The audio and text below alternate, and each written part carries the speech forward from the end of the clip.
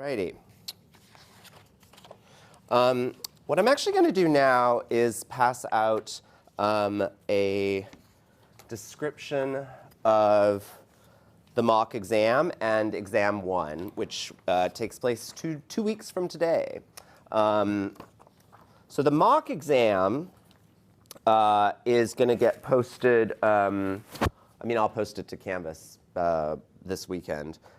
You're not actually supposed to attempt it, however, until the following weekend. We'll discuss, you should do it weekend after next, and we'll discuss the mock exams in class on Monday the 6th, so 2 days before the exam proper.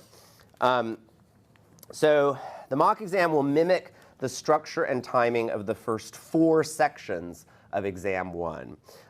Those sections are closed book, and when you'll turn those in before proceeding to the final section of the exam proper, which is open book, and for which you will need a hard copy of Baker, as I've said from the very beginning of class. So if you don't have one, get one pronto, because 2 weeks from today, you will have to use it. Section 1, 68 points, should take you less than 5 minutes. You reproduce tables 5.3, 5.4, 6.1, and 7.2. I've been announcing that regularly from the beginning, so those should be already quite well drilled. You are also responsible for being able to recognize adjective endings and weak noun endings, but you don't need to reproduce them in tabular form. You also need to be able to recognize conjugated forms of kunnan, magan, motan, shulan, witan, gan, and willan. I mentioned most of those in class last time. We're going to talk a little bit about gan and willan, and actually we'll talk about all of them today. Section 2 is basically a souped-up version of the daily vocab quiz. 40 points, 40 words from groups, oops, did I say 1 through 50? I think that should be, yeah, 1 through 60. My apologies. I'll correct that before I post this. Yeah, it's through what what you will have done by that point. Section 3, and the reason that I'm passing this out now, is to be able to reproduce some important grammar rules, nearly all of which I either have already or will have by then emphasized in class. And if you turn to pages 2 and 3 of this handout, this is section 3 of the exam with all of the answers filled in. I have, as I've said previously, I would love for everybody to earn an A in this class. This is one way of, helping you do so. Because I don't see any point in playing hide the ball, right? This is what I think is important. This is what you have to know. And we'll be referring to it as we go through class today. Part of the reason that over 100 points are pretty straightforward to get, that is all of sections 1, the paradigm memorization, and all of section 3, where the answers are literally on the sheet in front of you. Although you can't bring the sheet with you to the exam. You do have to actually have it in your head for those 80 minutes at least. One of the reasons that those parts of the exam are relatively easy is that sections 4 and 5 are hard. You're going to be doing sight translation of 5 Old English sentences using words from Word Horde, as well as any other words I have said in class you will need to be able to recognize, such as the verbs.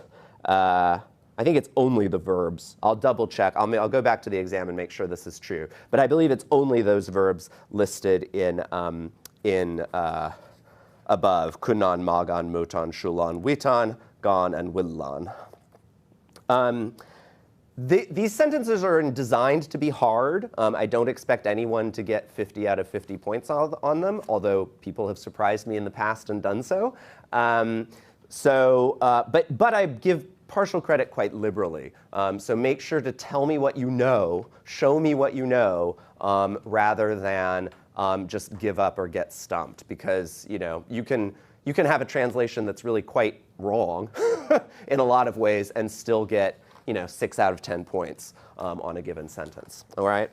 And when I say tell me what you know, I mean like this looks like genitive plural. even though I don't know what the word means. Or like we heard Kenneth say in class when he was translating, sight translating, so this is totally fine, but like, you know, it was trepidon that was a word. So right, like if you don't know what trepidon means, fine, just, but you know it's a verb, you know it's plural, you know it's past, etc. You'll turn all that in when you're done, and then you'll get to turn to assisted translation of a short portion of a text from Baker. And for this section of the exam, you may use the glossary. Indeed, you must use the glossary in the back of the book, as well as your magic sheet of forms if you bring it to the exam.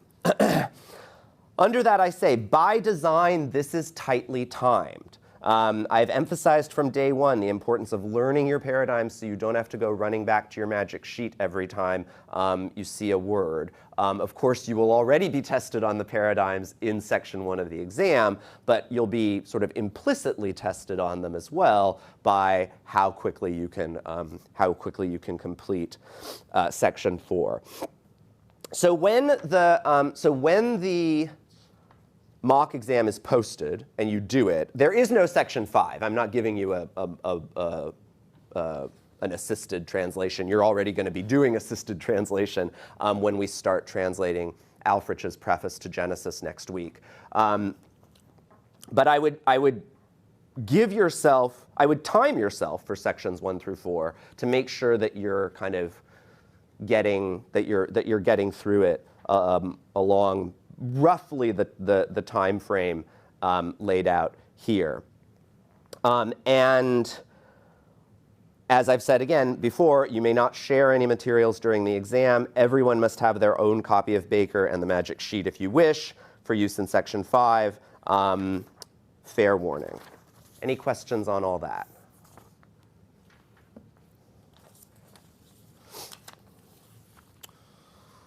Alrighty, let's turn to chapter 7, section 5 of Baker, and very quickly mention the bottom of page 79. A few verbs, as Baker says, have weak present tenses and strong past tenses. So some common verbs behave in this way, like biddan, which we saw last time had the preterite form bad, like bade in modern English. Sittan, which of course becomes sat in both Old English and modern English. Remember the old fiend Sael the found sat over Thomstana in the Miracle of St. Benedict. And shippan, to make or create, where we get modern English shape, of course. The dual nature of these verbs is a curiosity, and therefore probably interesting to the linguistics minded among you, but not something we'll go over in any detail beyond this. All right, preterite-present verbs, 7.6 on page 80. This is where it gets really very important. Partly because you have to know these on the exam, and the reason for that, of course, is that they are just all over the place in Old English. You should not have to look them up. I mean, now, of course, you do, but by that point. So preterite-present verbs, what this really means is simply that the present tense looks like the past tense.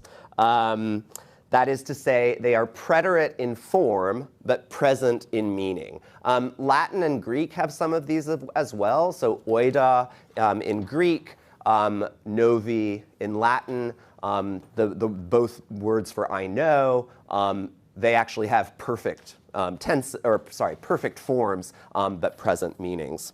And you see the same thing happens in witan, to know, table 7.11, the right-hand column. Witan, wat. So the present indicative shifts its vowel, doesn't have an ending, just like a strong verb, even though in that strong verb, or sorry, that strong past form is actually present in meaning. The past tense of these preterite-present verbs, this is number 2 of 7.6, the past tense is usually built on the second past root with D or T added. It's far preferable simply to just learn these particular forms rather than to try to learn the rules that govern them. Okay? And again, as I've said many times, I think the best way, or at least a way that I encourage you to try to learn these, is to simply say them out loud and get these vowel gradations in your head. So kunan, magan, motan, shulan, witan, you've got them all listed out on page 81. Those are the most important, although the others that are there show up quite often as well. Any questions about the basics here? Yes? Just to double check, I'm assuming if we don't see a form in this table, we can just assume it is what we think it should be. Like Correct, yes. Kunne, kunnen, kude, kuden, or something like that, or like the subjunctive or something like that. Yeah, exactly. Cool. Yeah, yep. So don, gon, and willan are all sort of strange-ish verbs. And the reason that the reason you need to know these is that they just show up all the time. And so they're important. I like that gone, so this is the bottom of 81, gone lacks a past form of its own and has apparently borrowed the past of another verb, now disappeared. That explains why at the top of 82 in table 7.12 you see gone, and then you get gassed and gath in the second and third, so that's the I mutation taking over. But then in the past indicative, it just goes wherever it wants with eoda, eodist, eodon, and then the past subjunctive looks the same. Willan is really pretty simple. I don't see any big complications there, except for the fact that the past is wolda. That is, of course, comparable to modern English would. It ultimately becomes modern English would, but in this case, it's just the past tense of to will or to desire. So, hey, wolda, he desired, not he would, even though that's the sort of cognate. Fortunately, you're going to get a lot of practice in recognizing these in the reading that we do for the next 3 days. So after translating a little bit more of Alfrich's translation of Genesis, we're going to shift for next time, for Monday. This will be where our text is coming from, and you're going to start translating Alfrich's preface to Genesis. So if you take a look at the syllabus, you don't have to look, I'll just tell you.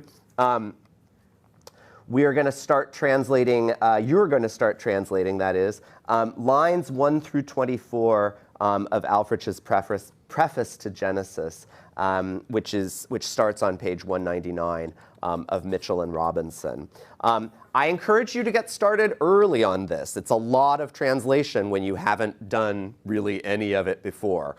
So get started early and expect it to take a while. You're going to be looking up a lot of words. But this is how you're going to be prepared to take the exam in 2 weeks, right? So this whole class is a boot camp in some sense, and it's getting bootier by the minute.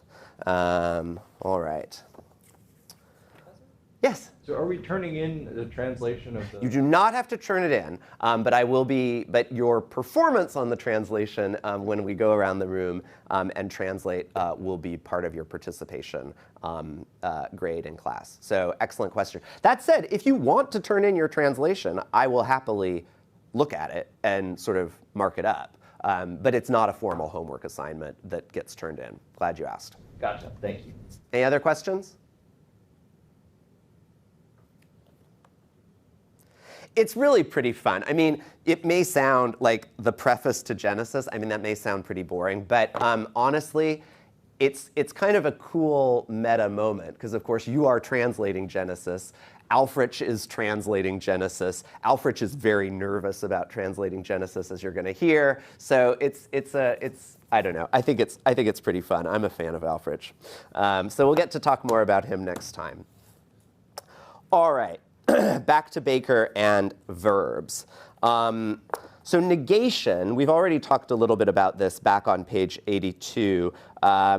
We've already talked about how two negatives do not make a positive. So double negatives and even triple negatives sometime in Old English just emphasize further the negative quality of whatever is being described. So on the bottom of page 82, we have a sentence that we're actually going to translate later today, uttered by the serpent of Genesis, Nebeoye, na teswon daada thachtheye of tham treawa eton. You will not in any way be dead, even if you eat from the tree, the serpent says reassuringly to Eve, or fat weef, as she's described by Alfred. And at the top of 83, here the additional negative adverb na teswon makes the sentence more emphatic than it would be with ne alone. So it says, and then common negative adverbs are na, less, na teswon, and na tothaswon. So, you know, they're not, that last one is not particularly common, frankly, but it is a cool one. Also, further reinforcement of how important long vowels are. So, huon means little. Huon is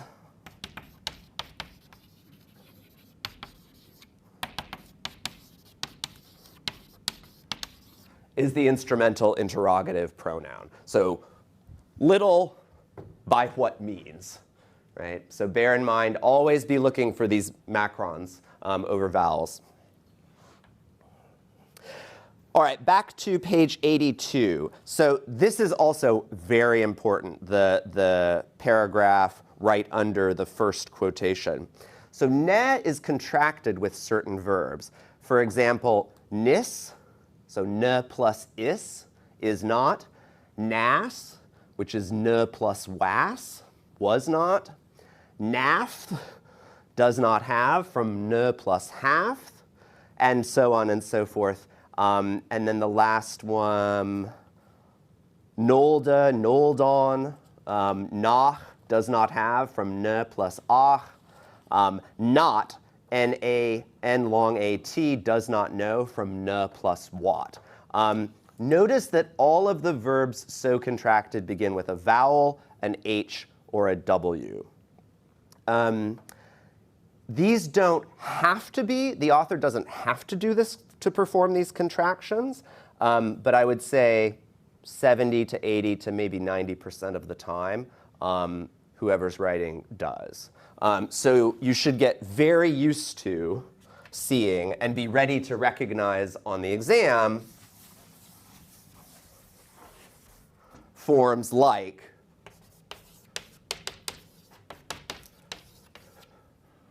nas,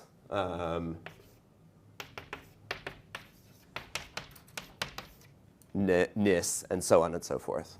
Yeah, Lambert? How do the negation go from being before to after? Like that's like ne is not, we say is not. Oh, great question. No idea. Yeah.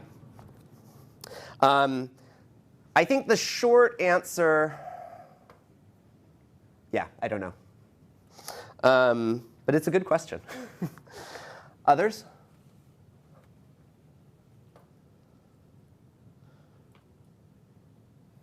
All right. So verbals, like infinitives and participles, and actually just infinitives and participles,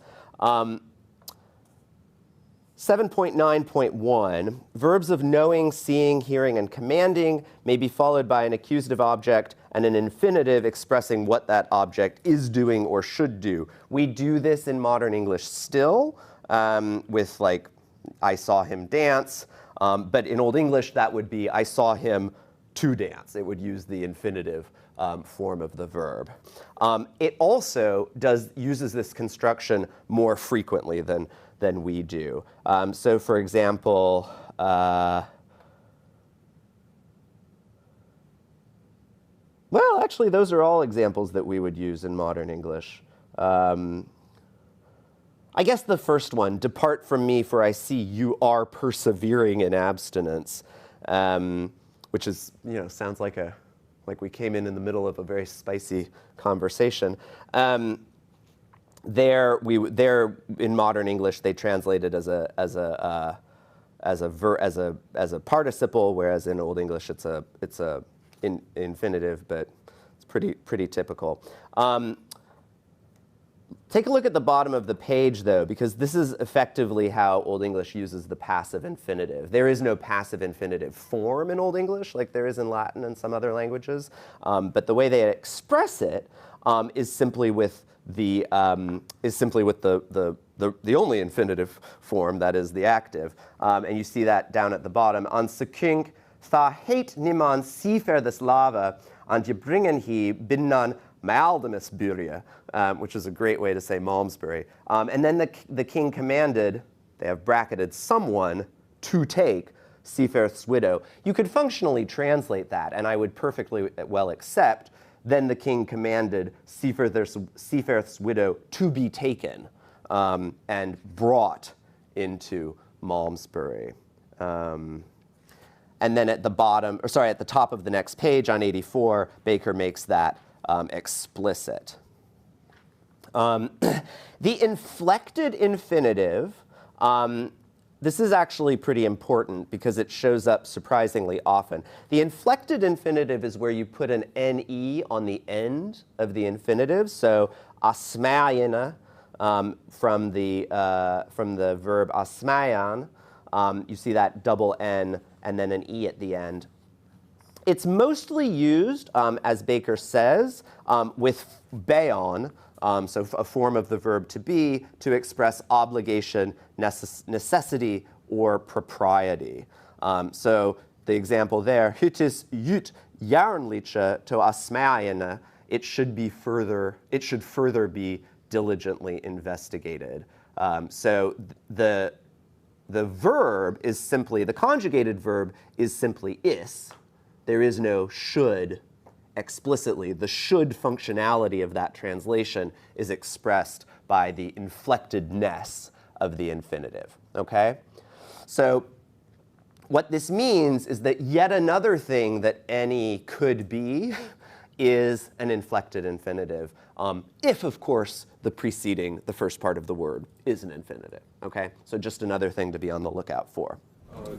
Does the any form always take a to before it? Yes. Yes, very good question. Always. I hesitate to say always, but for our purposes, which is to say on an exam that you take in this class, yes. And I think certainly, if not always in like all extant Old English, overwhelmingly so, yeah. And I think partly that's because NE is such an otherwise ambiguous ending, right? Because, as Baker said earlier in some previous chapter, it's not as if Old English people designedly created sentences that are hard to parse. I assume actual Old English speakers would look at the word and guess the meaning from the semantics, as opposed to thinking about the conjugations or declinations. Yeah, absolutely, absolutely. So yeah, no, but you don't need to worry about that. Just so to plus the infinitive with an ne on the end is the inflected infinitive. All right, so the present participle, 7.9.2, is often used as a noun denoting the performer of an action. So Rodera radend, ruler of the heavens. Radend is the present participle of radon, to rule, but it's used here as a noun. This is, I think, pretty common in lots of languages, including Latin and Greek.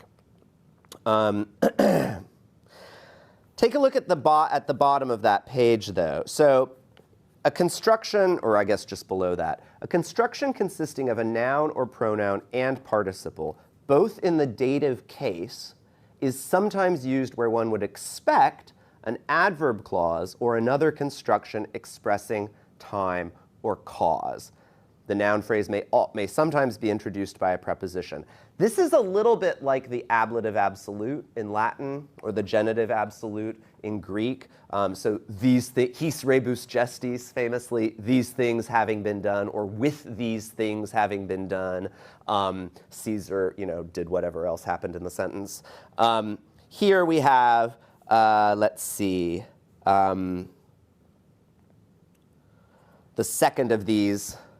Actually, the first example with Offa. And Offa je fäng Mürchena Riche je flümdum Bernreda. And Offa seized the kingdom of the Mercians after Bernred had been driven out. That's functionally an ablative absolute, except here it's like a dative absolute or something.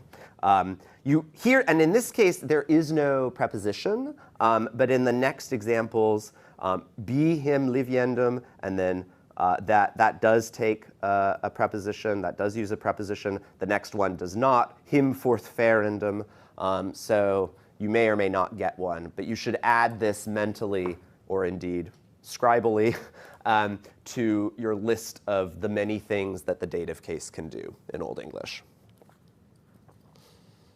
And there's a little note at the bottom saying what I just said about this looking like the ablative absolute in Latin. And it's often thought to be, in fact, an imitation. So when you have, in fact, in Alfrich's translation of Genesis, when he's dealing with ablative absolutes, he often uses this construction. Okay? All right, the subjunctive. And here, I'm going to actually ask you to turn to page 1 of section 3 of the exam, because this gives the very short summary of when the subjunctive gets used in Old English. And this is covered on pages 85 through 88, which is to say the rest of chapter 7 of Baker. These should look familiar to any of you who have studied languages with the subjunctive, because they're pretty comparable, even in English, some of them. So contrary to fact clauses, like if I were rich, which implies that I'm not, you see that contrary to fact explained at the bottom of page 85 of Baker. Also at the bottom of page 85 of Baker, following verbs of desiring and commanding. I think we talked about that even a little bit last class. So I insisted that he go home. We still use the subjunctive there in modern English. It sounds very strange, to my ears at least, to say, I insisted that he goes home. Yeah, I think people don't notice it because I insisted he go home is in fact the infinitive, and they don't realize it's not the same verb form. Yeah, exactly. I think the absence of the, but it's not the infinitive, right? Because it's he go. Well, when you don't use the that, it's then the accusative and the infinitive. Yeah, exactly. So, because those are so similar in modern English. Yes. I think people don't realize that it's the same. Exactly. No, I think you're right. I think you're right. The absence, the paucity of verb forms in modern English does create that ambiguity. But it is definitely the subjunctive. Number 3 is the one that is kind of most unlike, or maybe strangest, I guess, to modern English words, or sorry, modern English sense. So to express doubt or ignorance, he wondered if she were wise. That is something we would say in modern English, but in reported action of which the speaker has no direct knowledge. So even if there is no doubt. Okay, so the sentence in the middle of page 86 of Baker is a good example here. So that folk, I'm looking right around the middle of the page. That folk tha this taken yesach quath that Christ wara soth witiga. So the people who saw this sign said that Christ was a true prophet. Now, in the view of the Christian writer of this sentence in the Old English period, there is absolutely no doubt in their mind about whether Christ was a true prophet or not. Yet, they still use the subjunctive because it is indirect or reported speech, okay? That said, they will also sometimes use the indicative here, okay? As in the following sentence. Behim avrat sewitiga Isaias thatheis he is, when it could theoretically be wara, is Stephen clipiendas on wastena. So concerning him, John the Baptist, concerning him, John the Baptist, the prophet Isaiah wrote that he is the voice of one crying in the wilderness, okay? So just be aware of that usage and the fact that it can alternate with the indicative. Fourth is in concessive clauses introduced by thach or thach, the words like although, despite, even if. So nevertheless, no man must despair, though he be sinful. Baker says, here thach has a sense, something like even if, implying that the man may or may not be sinful. The subjunctive is appropriate, if a little archaic, even in modern English. I think it sounds a lot archaic, frankly, like though he be sinful. I mean, that's ye olde. But compare, God is mildhert, thach the ura uvelness him oft abelje. Here, the writer can have no doubt that we do often anger God, but the verb abelge is still in the subjunctive mood. So although verbs, clauses of concession takes the subjunctive, and then the so-called hortatory subjunctive, let them eat cake, may he be damned, let us love our neighbors, all that. So, and you can see from number 5 here that you get 3 points for getting the 3 that I require on the exam, and two extra credit points if you list them all. You can absolutely just say, bullet point these, contrary to fact clauses, following verbs of commanding and desiring, express doubt or ignorance, concessive clauses, hortatory subjunctive. That's all you have to write, okay? And that's true sort of throughout. I'm on these sheets. I've tended to write things out more fully than you need to on the exam, just to help you. But as long as I know what you're talking about, that's fine. Like I say, I know this is a tightly timed exam. All right? That is it about verbs, although I will go briefly back to, I'm actually going to take you through this list, this section 3 of grammatical principles, to reinforce some of the things we talked about earlier. So number 1, explain the semantic difference between the 2 forms of the verb beon. The be forms of the verb are used to express either futurity or an always true state of affairs. The vowel forms do not carry those implications. That's all you have to say. Number 2, when would the a thorn verb ending be third singular present instead of, as you would expect, plural present? What would the plural present verb ending of such a verb be? This takes us back to class 2 weak verbs, right? So class 2 weak verbs like luvion end in a, ev in the third singular present, and their third plural, or actually all of their plural present endings are ia, thorn. Briefly explain when you can expect to see the strong forms of the adjective and when the weak. That takes us very nicely to chapter 8.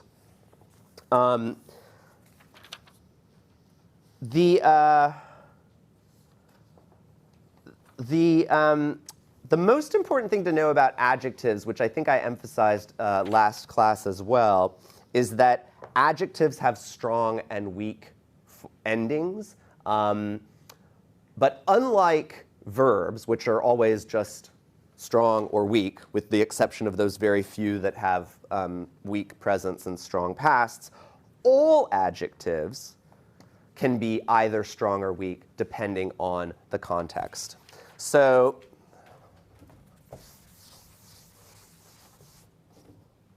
Section 3 puts it very punchily that adjectives take the weak form if they follow a demonstrative pronoun, that is a form of se, that, so, a possessive adjective like mean or eower, or a genitive noun or noun phrase. That's what that little bracket, noun, bracket, phrase, either a genitive noun or a genitive noun phrase. Otherwise, they take the strong form. Yes? It was really unclear to me from the text. Does this mean literally directly follow? Or like as a part of the same overall noun phrase? Like, because obviously you can separate things up in Old English. Yes. And so follow is not like linearly follow, or like follow if we like reconstructed some sort of like nice tree. Like if the specifier is empty or not. Yeah. So this is, it's a good question, and it's pretty much directly follow. Yeah. So like se, and the reason for that is that basically the reason that, how do I back up and say this? So what's common to, okay, so if I put up on the board here that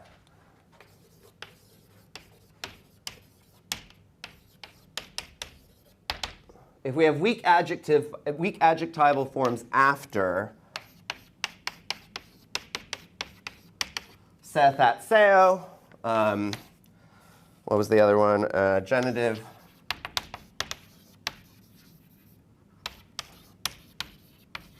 Genitive noun and genitive noun phrases, and then possessive adjectives. All of those forms tend to tell us quite a bit about the noun that they modify. So if you say, so for example, se, we know that whatever noun it modifies is nominative singular masculine, because that's the only thing that se can be. Which means that the adjective itself doesn't have to give us as much information in order for us to be able to parse the sentence correctly. Whereas if we lack any of that, then we need the strong adjective endings basically to help guide us as to what the correct, what the case of the noun in question is, right? And the reason that this comes up, we see this come up, for example, so remember that let's take a strong masculine noun as an example. Remember that if you go back to 6.1, there's no difference in ending. There is no ending for the accusative singular masculine, which means that it looks exactly like the nominative singular masculine and could be either the subject or the direct object of the sentence. The strong adjective endings basically help us out by indicating which of those it is. So if you take a look at the strong adjective endings on page 90, table 8.1, you see that the strong accusative singular masculine ending is ne. And so that's going to help guide us as to what the noun itself is doing in the sentence. This is what I meant, by the way, in saying that tables 5.3 and 5.4, the demonstrative pronouns and the third singular personal pronouns, help kind of give us a guide to what else is going on in other paradigms. Because remember, hina, thona, those accusative singular masculine forms, that ne of hina and thona is sort of reproduced or evoked by the ne of the accusative singular masculine strong adjectival form, okay? Similarly, well, these are actually, the similarities are nicely highlighted on table 8.2. when they actually put the endings together with the adjective good. You can see godne is emphasized, is bold-faced because of that resemblance to hine and thone, and the others are as well. You don't need to memorize any of these paradigms in the adjectives. You just need to be able to parse them appropriately when you're faced with them. One thing to emphasize here is that um ending in the dative. We're already familiar with as a dative, but in nouns, it's been dative plural. Can also be the dative singular, masculine, or neuter. So that's bold-faced in table 8.2. Really pay attention to that. That's actually number 7 on the top of the third page of the handout. What are the 3 possibilities about a given word that should occur to you upon seeing the ending? Dative plural, adjective or noun, but also dative singular strong adjective. All right? The weak adjective endings, where you just have like a ton of ANs, that should remind you of the weak noun endings. Top of page 92 just reinforces that you need to be alive to the fact of the dative singular masculine and neuter be ending in remember it this way. Is always dative, and in nouns, it is always plural. In adjectives, it could be either. All right? Comparative adjectives, which we actually came across last time with the serpent. The serpent was yapre. These are created by adding R between the root syllable and the inflectional ending. And comparative adjectives are always weak, regardless of those rules there. Some have I mutation, but you don't need to worry too much about that.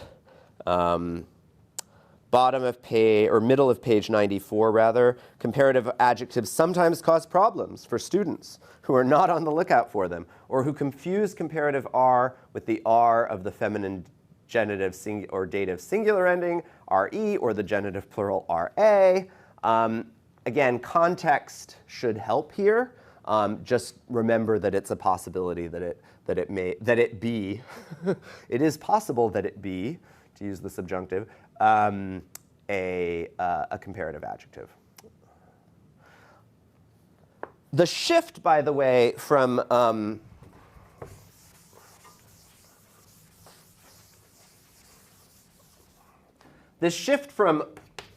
RA to ER, right? Because this is how we typically indicate a comparative adjective, from weak, weaker. The way that these letters shift, this is called metathesis, and it happens actually a lot in Old English. I'll give other examples as we come across them.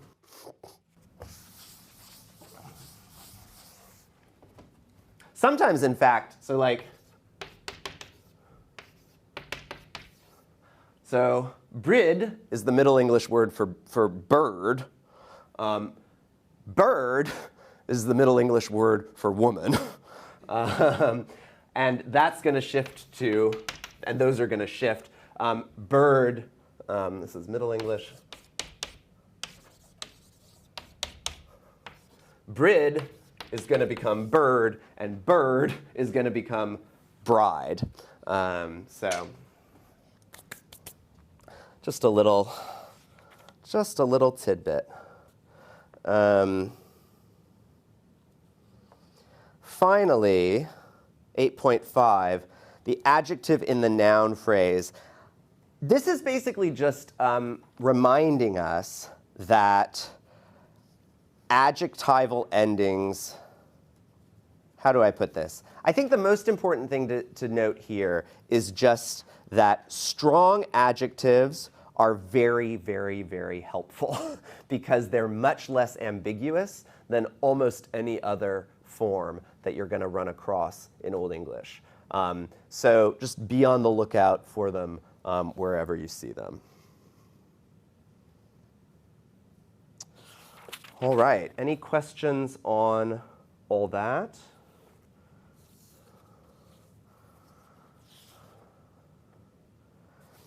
Taking a look at what else from section 3 I should highlight. So we've already done numbers 1, 2, and 3. Number 4, what 2 words can you expect to see serving as a relative pronoun? What is the difference between them? The 2 possible words are the and a form of seth, seo, that. The former is indeclinable. The latter agrees in case and number with the role that it serves in the following clause. Number 5, we already did. That's the subjunctive. Number 6, what's unusual about the second and third person singular forms of Old English strong verbs? Is the distinctiveness of these forms related to the vowel gradations that govern the strong verb classes? Answer, turn the page. They display I mutation, those forms, but this vowel shift is not related to the vowel gradations. So you can just say I mutation, no, is enough on the exam, all right? Talked about number 7. Oh, number 8, this is a good one. What are 3 possibilities about a given word that should occur to you upon seeing the an ending? Infinitive, one of many weak noun forms, one of many weak adjective forms. And then number 9, ra ending, could be genitive plural, could be comparative adjective. These are not necessarily exclusive lists, by the way, but they are the most common and what I'm testing you on. Number 10, I don't actually know that we have talked about this much. So many Old English prepositions can take both the dative and the accusative case. What's the semantic suggestion of using one as opposed to the other? This is actually a holdover from Latin, and, well, I shouldn't say a holdover, but it's parallel to what we see in Latin and Greek. The dative implies rest or stability. The accusative implies motion or purpose. So for example, if I say the word, in the very simple prepositional phrase, in the room, if in the room, room is in the dative, it suggests that I'm just in the room, sitting put, staying put. If it's in the room and room is in the accusative, that would suggest into the room, all right? So you may want to change your translation depending on the case of the following noun. What is a preterite-present verb? We've just gone over that. You should be able to list 4 common ones. And then compound subjects, we're actually going to talk about that a little bit later. So I think that's the only part of section 3 that at this point we have not yet covered.